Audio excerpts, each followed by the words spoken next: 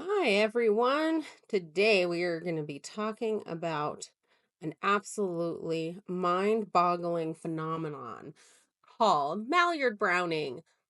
Why are we talking about Maillard browning?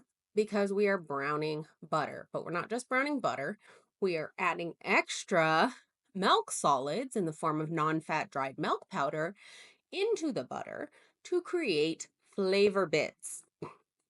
Now, browning butter on its own is great to add flavor into recipes for baked goods. In a creaming method, you have to re-solidify it and sometimes make up for that additional portion of water that you've lost by cooking it off. However, for the most part, you can pretty much substitute brown butter in almost any recipe as long as you're using it in the form that it calls for.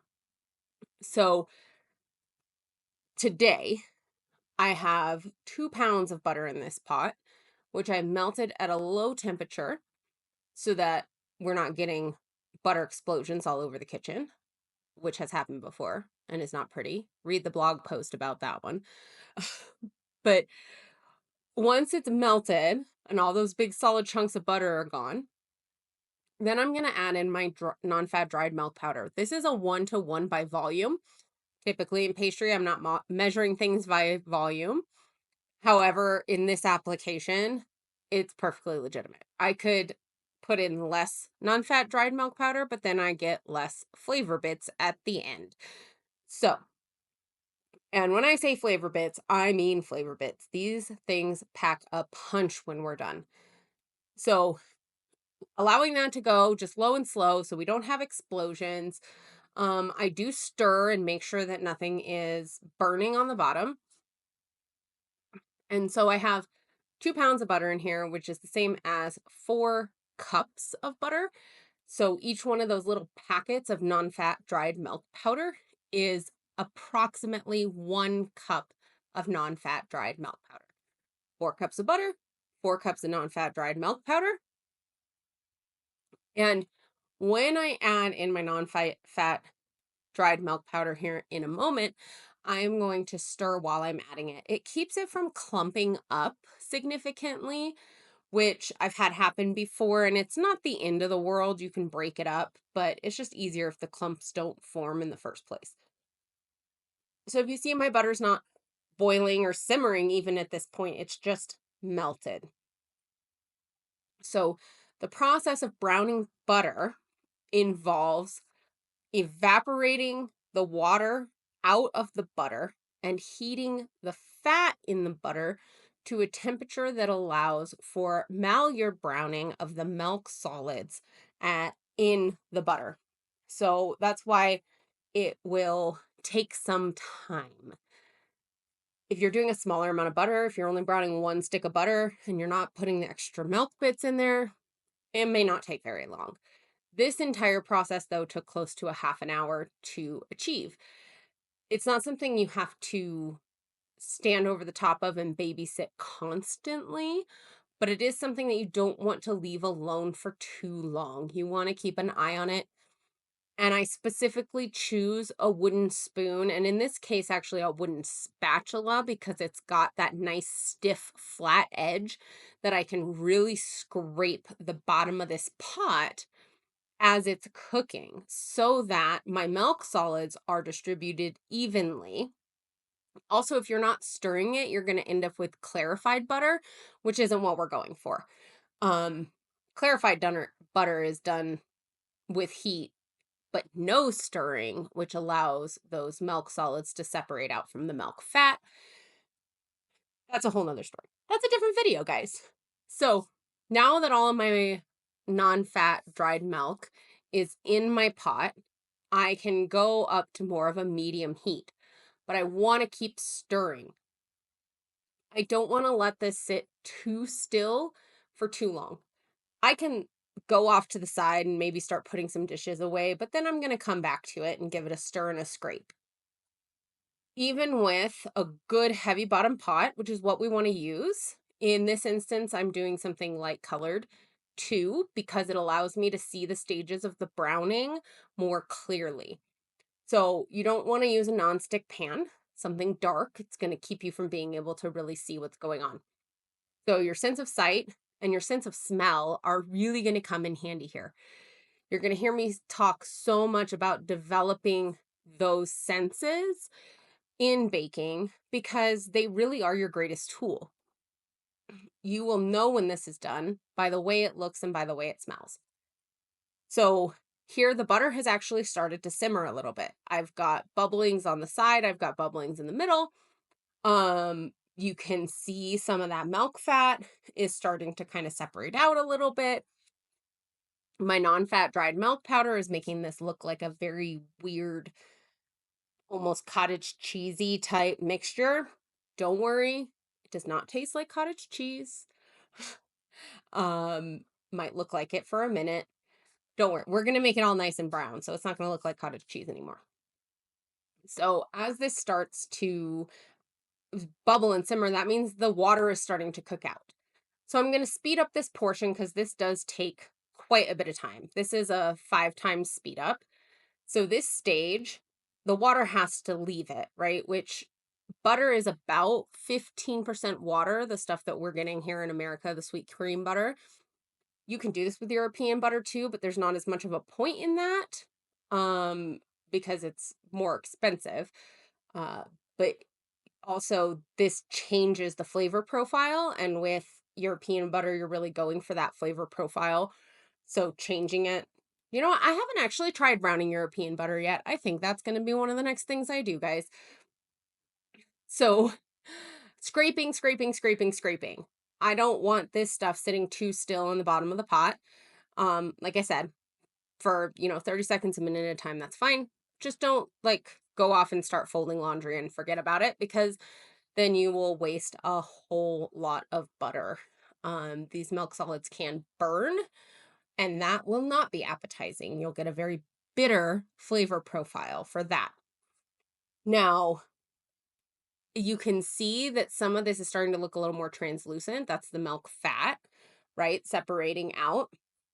Those milk solids are the cottage cheesy white looking bits in there. So, and you're gonna start, that's gonna smell different. The bubbling change, the quality of the bubbling will change, the way it sounds and the way it looks. It'll start to foam. The foaming point is when you really, really need to keep a closer eye on it. So when most of the water has evaporated out, it's going to start foaming. And that's the beginning of that process of the Maillard browning, which involves sugars and amino acids or proteins, starches. If somebody says you're caramelizing this, that's not what you're doing. Caramel only involves sugar. The second you add an amino acid into it, the process becomes Maillard browning, which is slightly different, and it's going to add different flavor notes than a caramel would. Now, that also means your temperatures are different. Caramelization happens up over 300 degrees. Maillard browning is happening significantly lower than that. Sometimes in cases as low as the low 200s. So, you've started to see this is the quality of the bubbles are changing. We're starting to get a little bit of foaming action happening, and you can actually see that those milk solids are taking on color now. It's a very light color at this point, and this becomes a game of chicken. Once we get to this point in browning butter, it becomes a game of chicken as to how dark can we get it without getting it too dark. Color equals flavor. The darker these butter bits get, the richer the flavor is going to be. And if you've never had brown butter, you have. Just if you've ever eaten a grilled cheese sandwich that you use butter to brown the bread, or a quesadilla that you've cooked in a pan with butter, that is brown butter also. The flavor compounds that come out are rich and milky, but also kind of nutty at the same time. In French, this is actually called beurre noisette, which means noisette can mean brown in French, but it also means hazelnut. So it becomes the color of a hazelnut, but it also gets this really nutty flavor profile to it. And it can enhance so many different flavoring components. And the bonus to adding this dried milk powder in when you're browning butter is that now I don't have to brown butter every time I want a brown butter flavor in something. In this instance, the reason why I have a fine mesh sieve off to the side over a mixer bowl is because I will strain off the liquid parts of this fat and I will keep those browned solids separate. And I can use this liquid fat. This ends up becoming my brown butter chocolate chip cookie dough. And I actually add a little bit of the solid brown bits back into the butter once it solidifies as part of my flavoring component for my chocolate chip cookie. But then the next time I go to make peanut butter cookies, I can chuck a tablespoon of this in when I'm creaming my butter. Oh, this stuff in peanut butter cookie, guys, trust me, it is beautiful. I could also chuck it into savory things. One really classic flavoring flavor pairing in savory cooking is brown butter and sage. And um it just adds this beautiful, warm, rich, milky, nutty flavor to almost anything that you can think of. Um, I love it in my peanut butter cookies, like I said, but I also like to add it into, like, sometimes I'll put it in my snickerdoodles, especially if I'm going to stuff them with something. I'll put it into my banana bread. I'll put it into my brownies. Oh my goodness. Throw a tablespoon of this into your base brownies. You will thank me. You will very much appreciate it, I promise. Um and you see, so that foam is popping up on the top now. And I'm really keeping this moving so that we're browning at a very even rate. I don't want half of this browning and getting darker than the other half because the heat's not distributed properly. But that's the foam I'm talking about. And that's when we start to get to the point where we know we're getting close to done.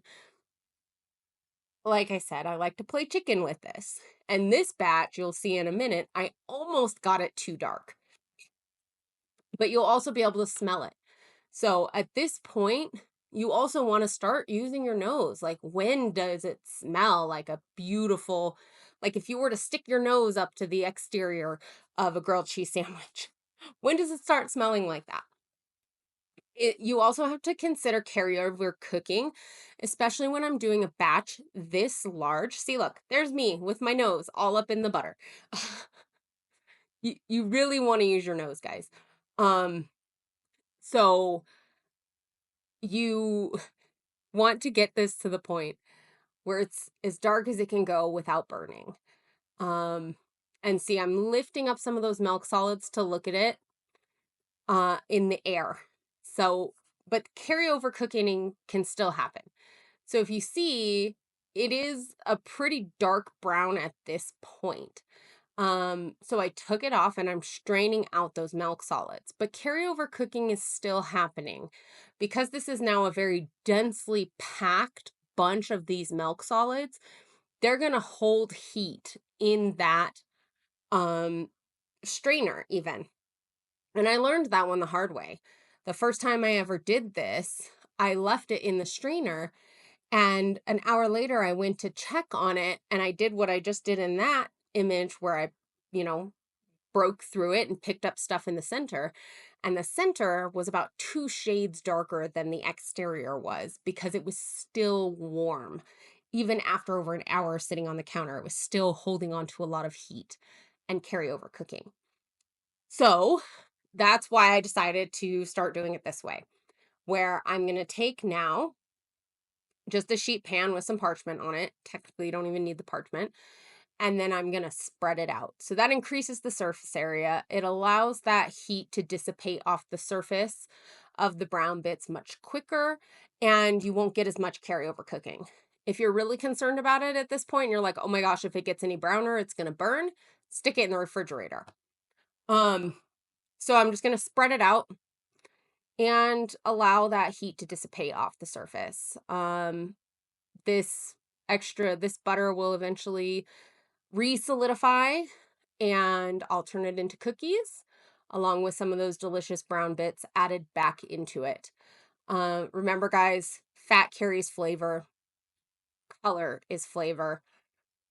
Get as much of it as you can in whatever you're baking, and you're going to have much better flavor um, with your end product. So I appreciate you watching my little tirade on brown butter and making brown bits and different ways that you can use them. And I really hope that you learned something from this and can apply it to your baking. If you're baking something special, let me know in the comments. If you're interested in learning more, I have a course called Pro Home Baker that is teaching home bakers to bake smarter, not harder, and get out of that Google recipe rabbit hole and make baking fun again. So check out the link in the comments below. Thanks.